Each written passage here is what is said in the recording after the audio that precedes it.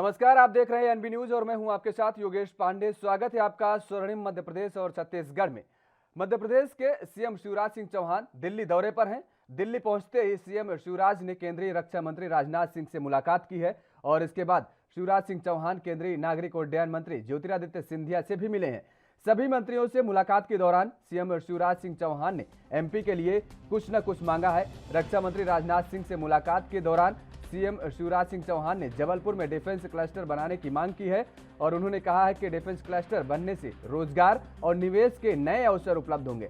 CM ने कहा है कि डिफेंस क्लस्टर बनने से जबलपुर में पहले से मौजूद 4 आयुध फैक्ट्रियां और इटारसी की एक आयुध फैक्ट्री में बनने वाले रक्षा सामानों में पहले की अपेक्षा बढ़ोतरी होगी और इसके साथ ही महाकौशल क्षेत्र में उपस्थित एमएसएमई सेक्टर और इसके साथ अन्य तकनीकी संस्थानों में प्रत्यक्ष और अप्रत्यक्ष रूप से रोजगार बढ़ेगा। वहीं केंद्रीय नागरिक उड्डयन मंत्री ज्योतिरादित्य सिंधिया से मुलाकात के दौरान सीएम शिवराज सिंह ने जबलपुर डमना में एयरपोर्ट का नाम वीरांगना रानी दुर्गावती एयरपोर्ट करने की मांग की है और इसके साथ ही इंदौर, भोपाल और जबलपुर एयरपोर्ट का विस्तारीकरण, ग्वालियर में नए एयरपोर्ट बनाने का प्रस्ताव और इंदौर में इंटरनेशनल फ्लाइट बढ़ाने की मांग की है।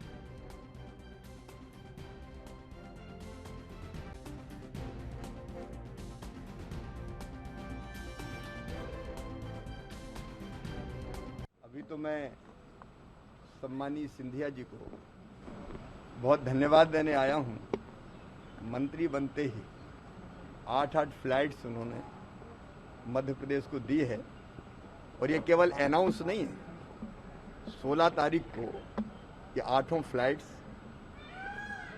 प्रारंभ हो जाएगी और मध्य प्रदेश की एयर कनेक्टिविटी बहुत तेजी से बढ़ेगी। हमने कुछ और फ्लाइट्स के लिए, एयरपोर्ट्स के विस्तार के लिए, कार्गो हब जैसी सुविधाओं के लिए और उनसे निवेदन किया है।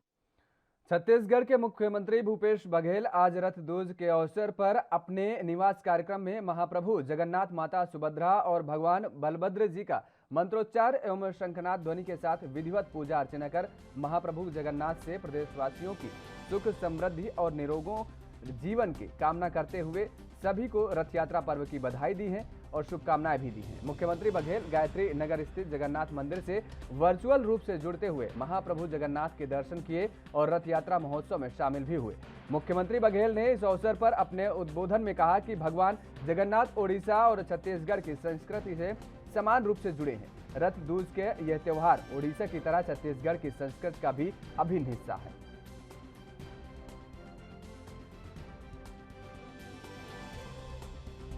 इस समय चूंकि कोरोना के कारण से दूसरे साल रथ यात्रा तो किया गया है, लेकिन उसे सीमित कर दिया गया। आम लोगों से उसमें पार्टिसिपेट नहीं कर पा रहे हैं तो असुविधा तो हुई, लेकिन हम सब के मन में भगवान जगन्नाथ के प्रति पूरी आस्था है और आज हम सब बहुत ही श्रद्धा पूर्वक रथ यात्रा पर्व हम मना रहे हैं। तो आप सभी को रथ यात्रा पर्व के बहुत बहुत बधाई, शुभकामनाएं। महाप्रभु जगन्नाथ का आशीर्वाद हम सब पर हमेशा बना रहे।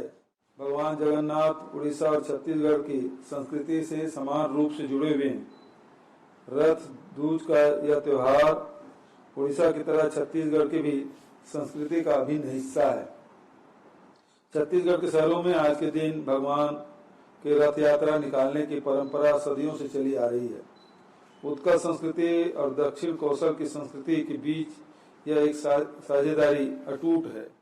छत्तीसगढ़ में भगवान राम के वनवास काल से संबंधित स्थानों को पर्यटन तीर्थ के रूप में विकसित करने के लिए शासन ने राम वनगमन परिपथ के विकास की योजना बनाई। इस योजना में श्री नारायण भी शामिल है। श्री नारायण के विकास और सौंदर्यीकरण से उड़ीसा और छत्तीसगढ़ की सांस्कृतिक साझेदारी और गहरी होगी। विशेषज्ञ चेतावनी दे रहे हैं कि तीसरी लहर भी आ सकती है। भगवान जगन्नाथ से प्रार्थना है कि वे हमें इस संकट से उबारें, इस महामारी से हम सबकी रक्षा करें। रथ यात्रा पर्व का आनंद लेते हुए सभी को मास्क, सोशल डिस्टेंसिंग और सैनिटाइजेशन के नियमों का पालन करना चाहिए।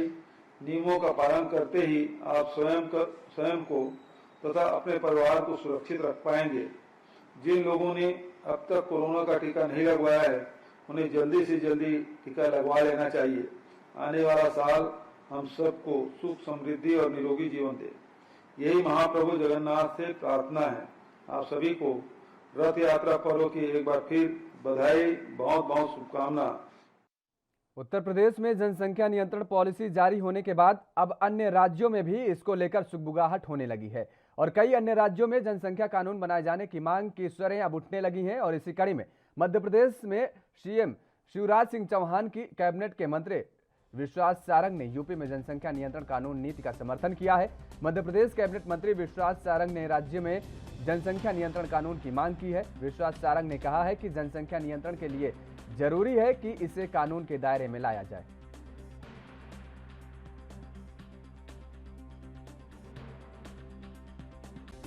मुझे लगता है कि जनसंख्या नियंत्रण के लिए निश्चित रूप से सरकार में काम होना चाहिए और जनसंख्या नियंत्रण को लेकर कानूनी परिधि में ये विषय जरूर आना चाहिए।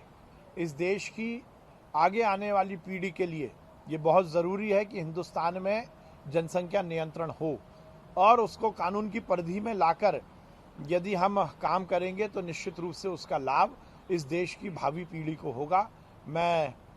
मेरा स्पष्ट मानना है कि निश्चित रूप से जनसंख्या नियंत्रण होना चाहिए और उसके माध्यम से ही हम इस देश को आगे बढ़ा पाएंगे।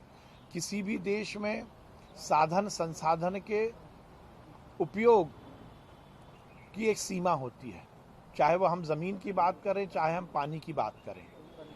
प्रकृति द्वारा प्रदत्त उपहार को कितने लोग किस स्थिति तक उपयोग करेंगे, इसकी अपनी एक सीमा है और उस सीमा को यदि सीमा से कुछ आगे जाकर काम होता है तो निश्चित रूप से वो साधन संसाधन में कमी आती है।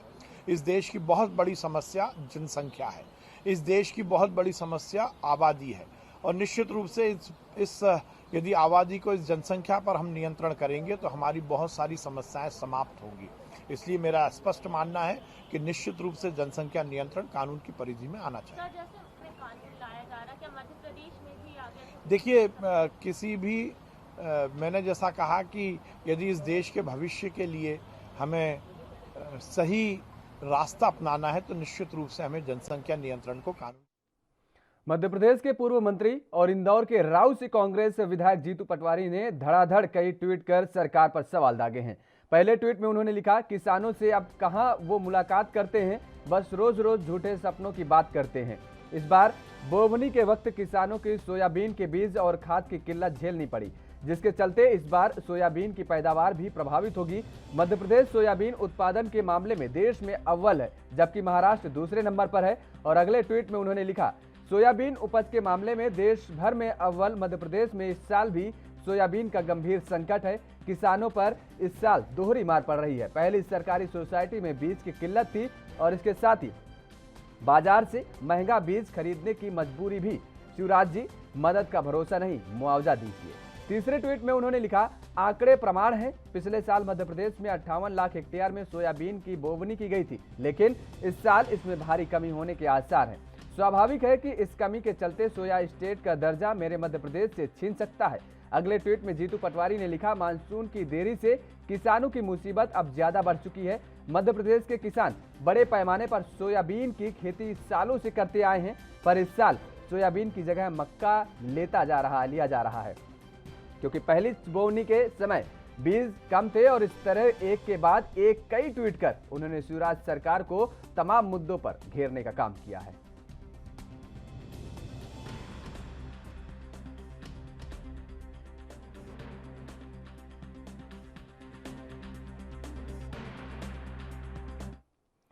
मध्य प्रदेश में रविवार को कोरोना वायरस संक्रमण के 23 नए मामले सामने आए हैं और इसके साथ ही प्रदेश में इस वायरस से अब तक संक्रमण पाए गए लोगों की कुल संख्या 7,90,175 पहुंच गई है। राज्य में पिछले 24 घंटों में इस बीमारी से प्रदेश में एक भी व्यक्ति की मौत की खबर सामने नहीं आई है। तो वहीं मध्य प्रदेश के चिकित्सा शिक्षा मंत्री विश्वास सारंग ने तमाम मुद्दों पर बयान दिए हैं। मामले में मध्य प्रदेश की स्थिति लगातार ठीक होती जा रही है। पॉजिटिविटी रेट कम हो रहा है, रिकवरी रेट बढ़ रहा है, हमारे पॉजिटिव जो एक्टिव केस हैं वो भी बहुत कम हो गए हैं। परंतु उसके बाद भी हमारा आग्रह यही है कि हम सब कोरोना प्रोटोकॉल का ध्यान रखें और ये सुनिश्चित करें कि हम अपने और अपने परिवार को संक्रमण से।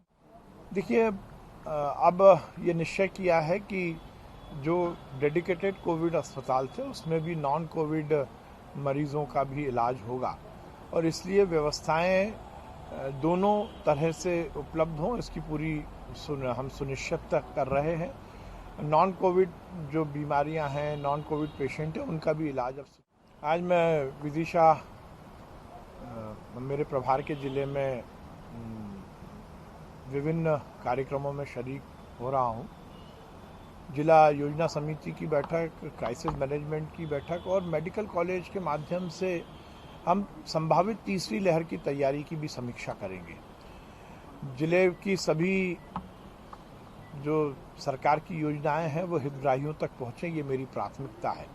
और ये सुनिश्चित करना कि इस कोरोना के काल में जिस प्रकार से आगे आने वाले समय में यदि कोई स्थिति बनती है फिर से थर्ड वेव की, तो उसकी भी हम तैयारी सुनिश्चित करें। इस कोरोना के समय जो सरकार की योजनाएं आई हैं, चाहे वो मुख्यमंत्री बाल सेवा योजना हो या अनुग्रह राशि या अनुकंपा नियुक्ति, इन सब के हितग्राहियों तक समयबद्ध सीमा में उसका लाभ मिल सके, ये हमारी प्राथमिकता। अब देखिए, इससे बड़ा और नकारात्मकता का उदाहरण क्या होगा। जब आप मुख्यमंत्री थे, आप सरकार में थे कमलनाथ जी, तो आपने कोई विकास का काम नहीं किया। आपने केवल विध्वंस की राजनीति की। आपने संबल जैसी योजना को बंद किया जो गरीब के घर में उजियारा लाने का काम करती थी। आपने मुख्यमंत्री कन्यादान योजना से लेकर लाडली लक्ष्मी योजना पर कुठाराघात किया। आपने चलते हुए विकास के कार्य को केवल इसलिए रोक दिया कि वो भारतीय जनता पार्टी की सरकार के समय स्वीकृत हुए थे। आपने सड़क बनाना बंद कर दिया, बिजली का 1 यूनिट का उत्पादन नहीं किया। आपने पेट्रोल और डीजल के दाम बढ़ाने के लिए मध्य प्रदेश में नए स्तर पर वैट लगा दिया। आपने रोजगार के सभी अवसरों को बंद कर दिया।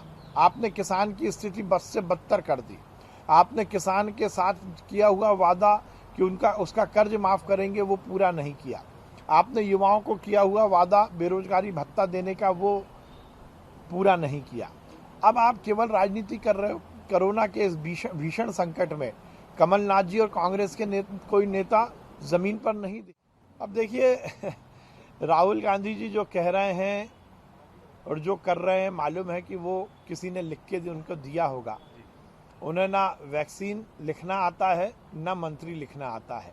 वो केवल और केवल स्क्रिप्टेड ट्वीट करने के आदी हो गए हैं। मैंने पहले भी कहा था, इतनी उम्र के बाद भी राहुल गांधी को अकल न आई। हर एग्जाम में पप्पू फेल हो रहा है और जिस प्रकार से वो रोज ट्वीट कर रहे हैं, तो मैं ये कह सकता हूं कि जो दिल्ली एग्जाम हो रहा है उसमें भी पप्पू। लखनऊ के बाहरी इलाके में अलकायदा समर्थित संगठन के 2 आतंकवादियों की गिरफ्तारी को गंभीरता से लेते हुए मध्य प्रदेश के गृह मंत्री नरोत्तम मिश्रा ने सोमवार को कहा कि पुलिस महानिदेशक को राज्य में रेड अलर्ट जारी करने के निर्देश दिए गए हैं। और मिश्रा ने कहा, पत्रकारों से कहा कि हमने उत्तर प्रदेश में गिरफ्तार किए गए 2 आतंकवादियों और जम्मू कश्मीर में आतंकवाद की स्थिति को देखते हुए प्रदेश में रेड अलर्ट जारी करने की घोषणा की है। मैंने डीजीपी को इस मुद्दे पर तुरंत आदेश जारी करने का निर्देश दिए हैं। मंत्री ने राज्य में संदिग्ध या पहचाने गए सिमी या अलकायदा के संदिग्धों पर नजर रखने का भी निर्देश दिए हैं। और उत्तर प्रदेश में अलकायदा समर्थित अंसार गजवत उल हिंद के 2 आतंकवादियों को रविवार को लखनऊ के बाहरी इलाके से गिरफ्तार किया गया। ये आतंकवादी उत्तर प्रदेश में कई स्थानों पर मानव बम का इस्तेमाल कर विस्फोट करना चाहते थे।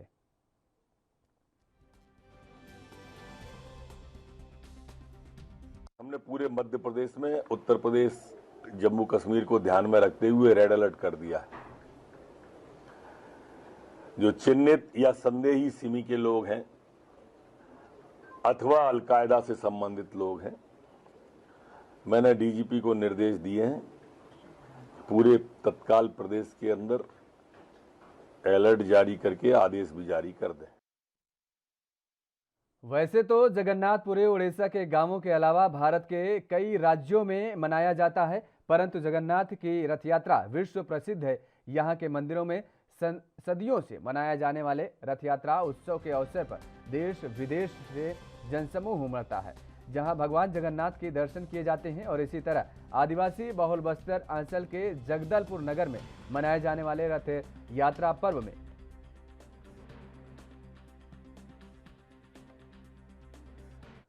और आइए अब आपको सीधे उत्तर प्रदेश की राजधानी लखनऊ लिए चल रहे हैं। उत्तर प्रदेश में स्वास्थ्य सचिव अमित मोहन क्या कुछ कह रहे हैं, आपको सुनाते हैं।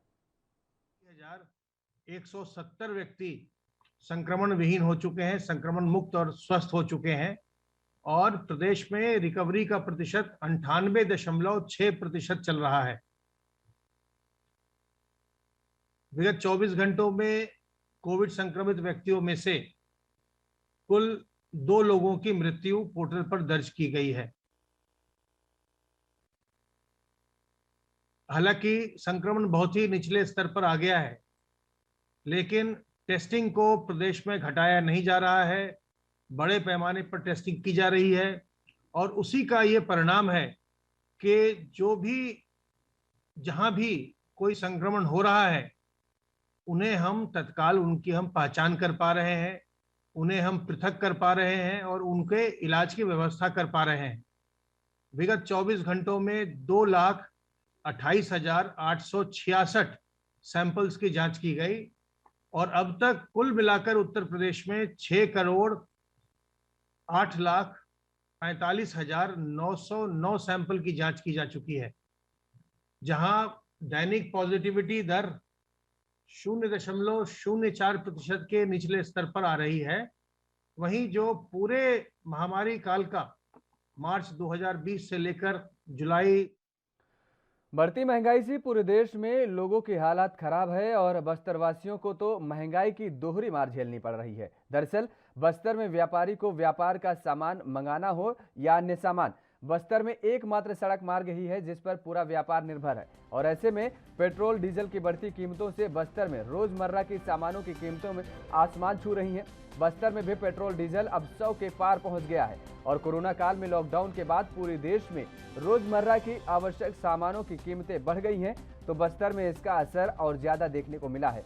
और इसके साथ अन्य जगहों की तुलना में बस्तर में सामान और ज्यादा महंगा हो गया है। इसकी मुख्य वजह बस्तर के व्यापारियों का सामान मंगाने के लिए सड़क मार्ग पर निर्भर होना और डीजल की कीमतों में इजाफा होने के साथ परेशानी बढ़ती जा रही है। दरअसल बस्तर में आदिवासी क्षेत्रों में साप्ताहिक बाजार का प्रचलन है और ऐसे में व्यापारी जितनी बार बाजार जाते हैं सामानों की लागत बढ़ती जाती है, जिससे व्यापारी सामानों की कीमत बढ़ाने को मजबूर होते हैं और ग्राहक के पास भी कोई दूसरा माध्यम नहीं होता और वो सामान लेने पर मजबूर होते हैं। इसके साथ ही बस्तर समेत पूरे देश में जहां एक ओर कोरोना की मार तो वहीं दूसरी ओर महंगाई की मार, ऐसे में अब सामान्य परिवारों को तो घर चलाना तक मुश्किल होता जा रहा है।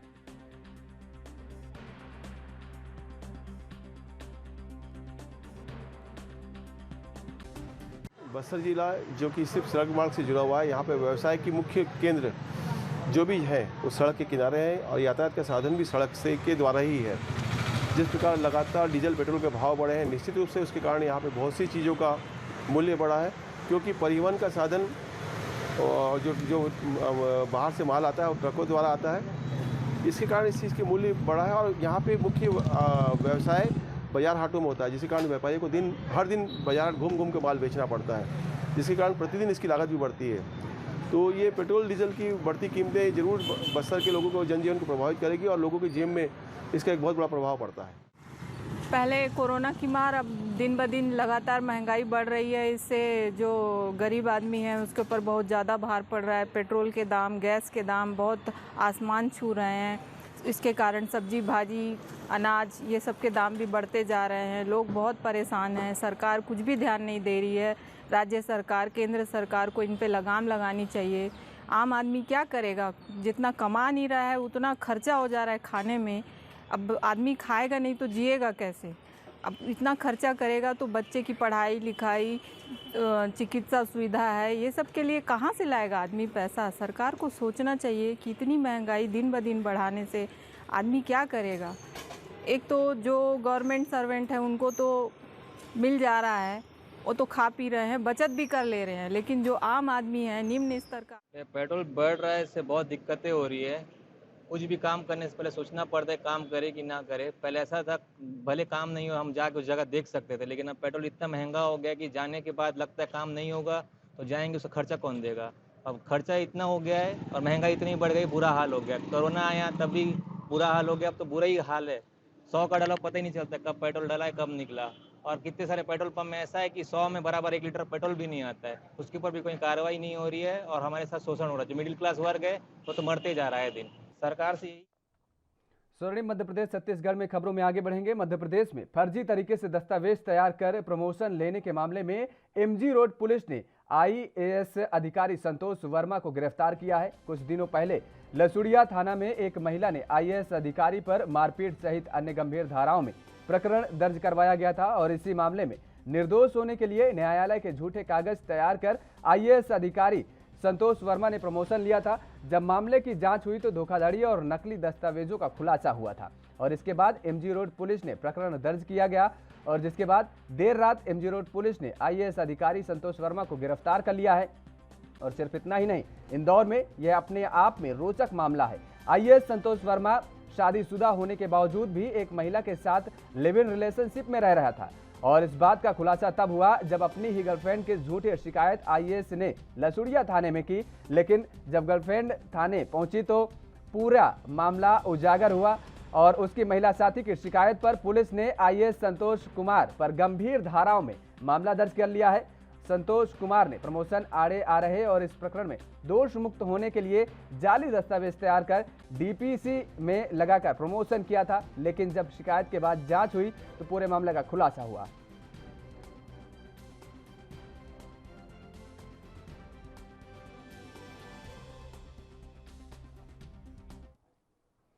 और आइए अब आपको सीधे लखनऊ की राजधानी लिए चलते हैं, जहां पर सूचना के अपर मुख्य सचिव नवनीत सहगल क्या कुछ कह रहे हैं आपको सुनवाते हैं।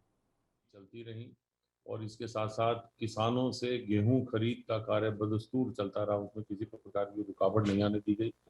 आवश्यक वस्तुओं की ढुलान और उसकी आवाजाही और ये सब पूरा अभियान एक चलता रहा। तो ये एक अभिनव प्रयोग था, जबकि अन्य प्रदेशों में पूरी तरह से लॉकडाउन किया गया।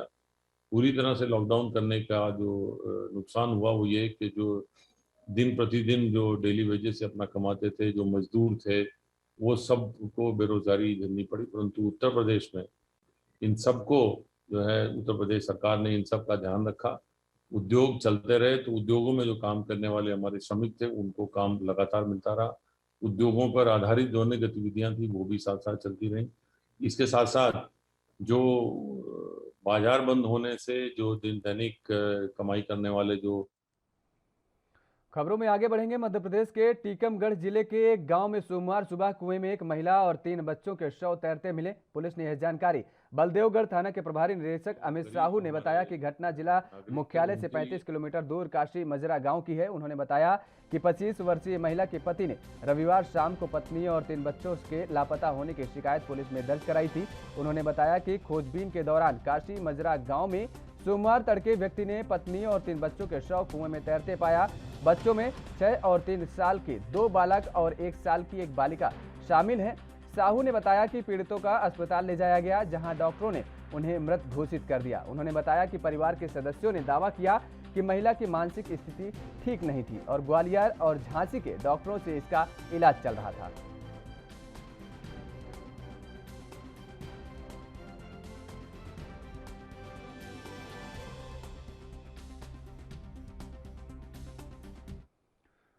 तो उधर इंदौर के आजाद नगर थाना क्षेत्र में शादी का झांसा देकर दुष्कर्म करने का मामला सामने आया तो महिला की शिकायत पर पुलिस ने आरोपी के खिलाफ मामला दर्ज कर आगे की कार्रवाई शुरू कर दी है। पीड़िता का आरोप है कि गोलू नाम के युवक ने उसे अपने प्रेम जाल में फंसाकर कई सालों तक उसके साथ दुष्कर्म की वारदात को अंजाम देता रहा। तो वहीं जब पीड़िता ने युवक पर शादी का दबाव बनाया तो उसने पीड़िता की मारपीट की और डराया धमकाया। पुलिस ने पीड़िता की तहरीर के आधार पर युवक के खिलाफ गंभीर धाराओं में मुकदमा दर्ज कर आगे की कार्रवाई शुरू कर दी है।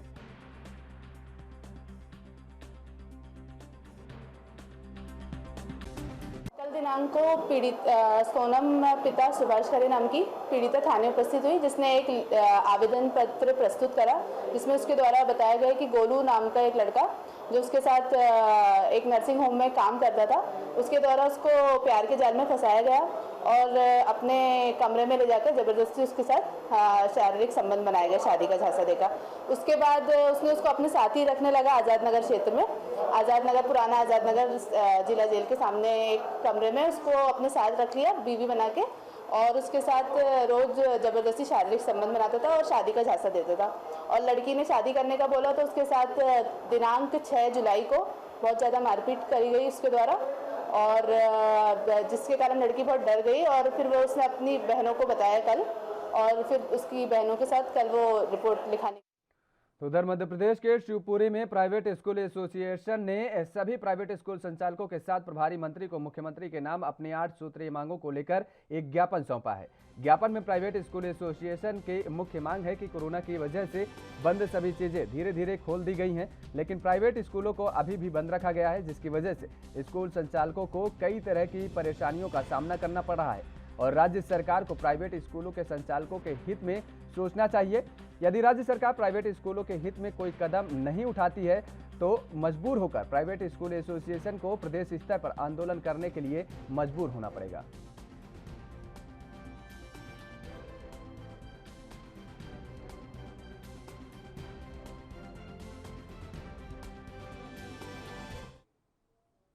स्वर्णिम मध्य प्रदेश छत्तीसगढ़ में फिलहाल मेरे साथ इतना ही। बाकी खबरों के लिए आप देखते रहिए ANB न्यूज़।